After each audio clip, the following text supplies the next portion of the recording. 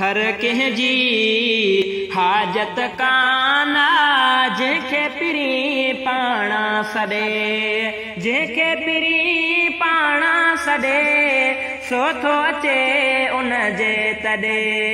हर कंहिंजी हाजत काना जंहिंखे पिरी पाणा सॾे।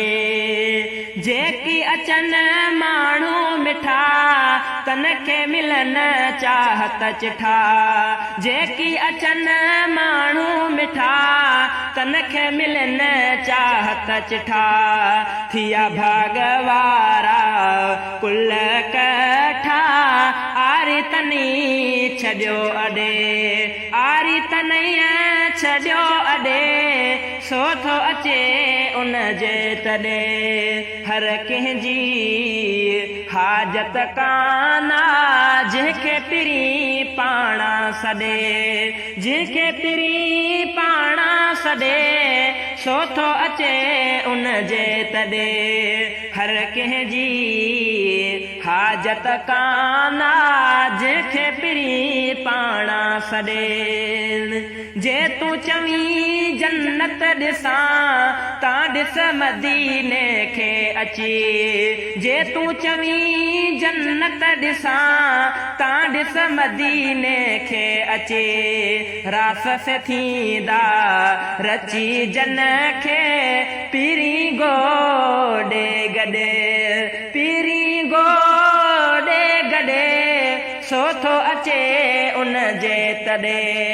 हर कंहिंजी हाजत काना जंहिंखे पिरी पाणा सॾे, जंहिंखे पिरी पाणा सॾे सो थो अचे उन जे तॾे। हर कंहिंजी हाजत काना जंहिंखे पिरी पाणा सॾे।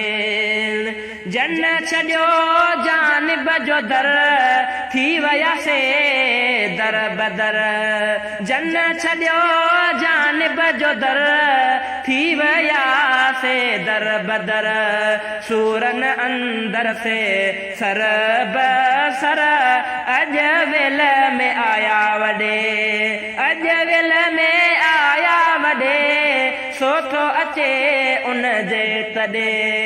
हर कंहिंजी हाजत काना जंहिंखे पिरी पाणा सॾे, जंहिंखे पिरी पाणा सॾे सो थो अचे उन जे तॾे। हर कंहिंजी हाजत काना जंहिंखे पिरी पाणा सॾे।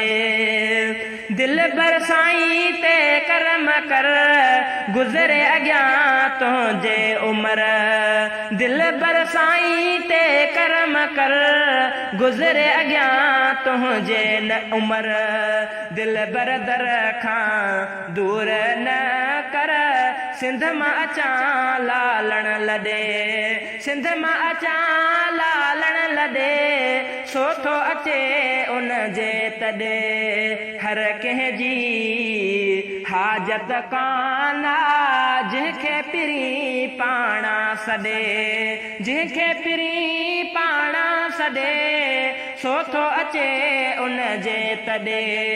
हर कंहिंजी हाजत काना जंहिंखे पिरी पाणा सॾे।